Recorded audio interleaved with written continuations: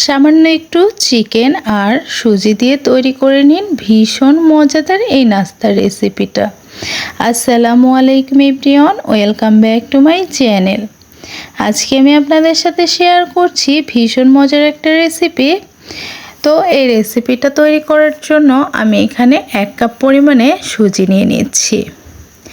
আমি সুজিটা 1 কাপ নিয়েছি, আপনারা চাইলে বাড়িয়ে কমিয়ে নিতে পারেন।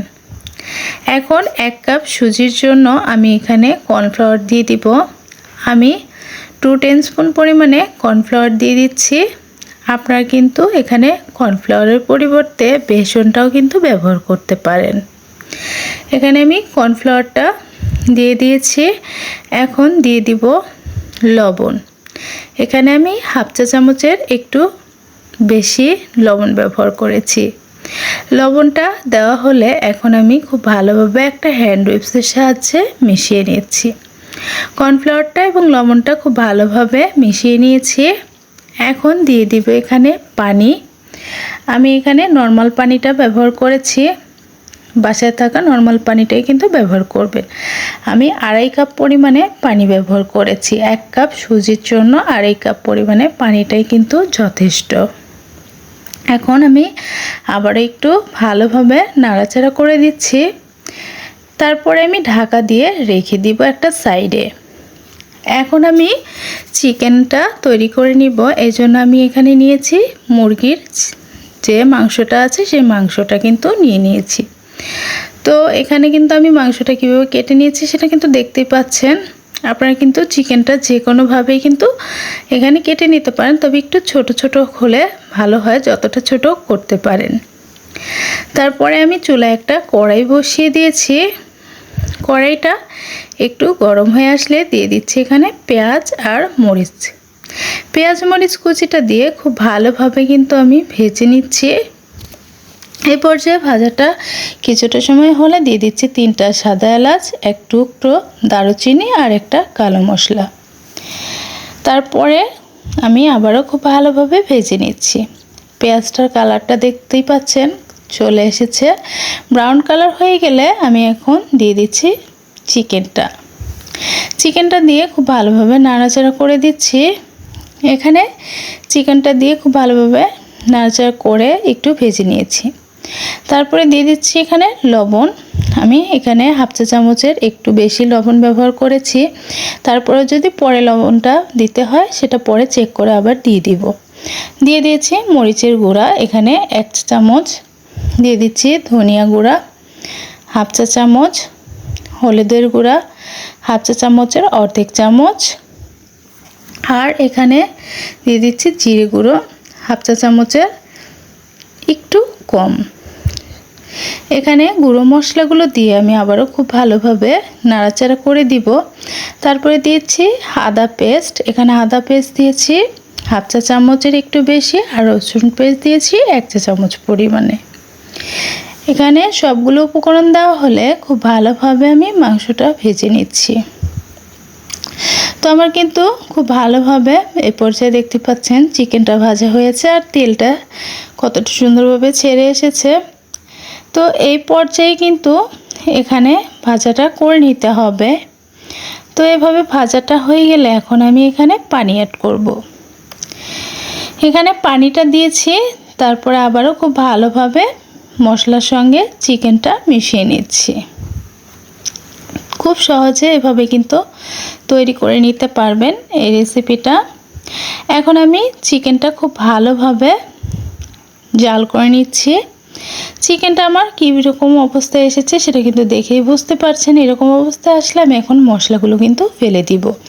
মশলাগুলো পরে দাঁতের নিচে পড়বে, ফেলে না দিলে সেটা কিন্তু খেতে একদমই ভালো লাগবে না।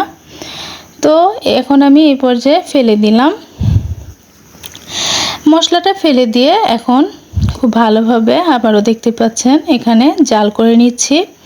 জাল করাটা হয়ে গেলে আমি এখন যে সুজিটা ভিজিয়ে রেখেছিলাম সেই সুজিটা কিন্তু দিয়ে দিচ্ছি। আর সুজিটা কিন্তু ভিজিয়ে রাখার কারণে কতটা ফুলে উঠেছে সেটা কিন্তু দেখেই বুঝতে পারছেন। সুজিটা দিয়ে এখন খুব ভালোভাবে চিকেনটার সঙ্গে মিশিয়ে নিচ্ছি। এই পর্যায়ে কিন্তু খুব ভালোভাবে মিশিয়ে নিতে হবে। চিকেনটার সঙ্গে আমি নাড়াচাড়া করে খুব ভালোভাবে মিশিয়ে নিয়েছি। এখন একটা শক্ত খামির তৈরি করে নিতে হবে। সেই পর্যায়ে কিন্তু আসা পর্যন্ত নাড়াচাড়া করে এই সুজিটা জাল করে নিতে হবে। চিকেন আর সুজিটা দেখতে পাচ্ছেন এখানে অনেকটাই কিন্তু টাইট হয়ে গেছে।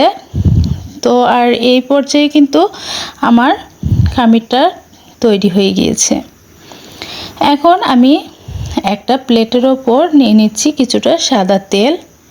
সাদা তেলটা নিয়ে আমি খুব ভালোভাবে মাখিয়ে নিচ্ছি প্লেটটার ওপরে। প্লেটটার ওপরে মাখিয়ে নিয়ে তেলটা তারপরে আমি সেই সুজি এবং চিকেনের মিশ্রণটা দিয়ে দিচ্ছি প্লেটের ওপরে। আমি সবটা কিন্তু এখানে ব্যবহার করছি না, অর্ধেকটা এই প্লেটে ব্যবহার করব আর অর্ধেকটা আমি অন্য প্লেটে নিয়ে নিব। এখন খুব ভালোভাবে আমি একটা শেপ দিয়ে নিচ্ছি। দেখতে পাচ্ছেন এখানে পরোটার যে শেপ হয় আমি কিন্তু সেই শেপটা দিয়েছি। আপনারা গোল শেপও কিন্তু দিতে পারেন। হাত দিয়ে চেপে চেপে আমি শেপটা কিন্তু দিয়ে নিচ্ছি। তো শেপটা কিন্তু আমার হয়ে গেছে অলরেডি, দেখে বুঝতে পারছেন। এখন আমি ঠান্ডা হওয়ার জন্য রেখে দিব। ঠান্ডা হয়ে গেলে কিন্তু সুজির এই মিশ্রণটা অনেকটাই সেট হয়ে যাবে। তারপরে আমি ঠান্ডা করে নিয়ে একটা ছুরির সাহায্যে কেটে নিচ্ছি। ঠিক এভাবে আমি কেটে নিচ্ছি, দেখেই বুঝতে পারছেন। আপনারা কিন্তু চাইলে অন্য শেপেও খুব সহজেই কেটে নিতে পারেন।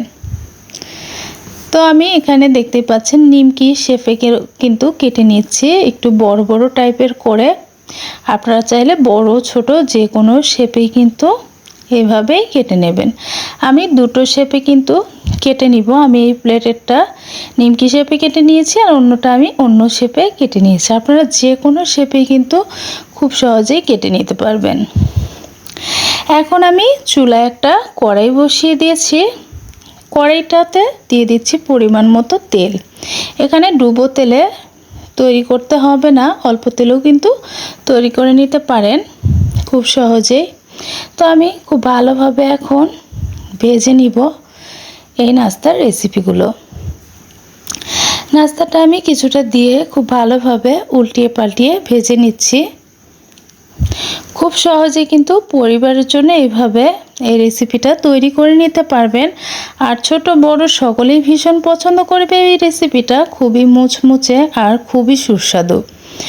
তো আপনাদের যদি আজকের এই রেসিপিটা ভালো লাগে আমার চ্যানেলটা কিন্তু অবশ্যই শেয়ার করবেন আর ভালো লাগলে পাশে থাকবেন। লাইক কমেন্ট করে জানাতে ভুলবেন না রেসিপিটা কেমন লেগেছে।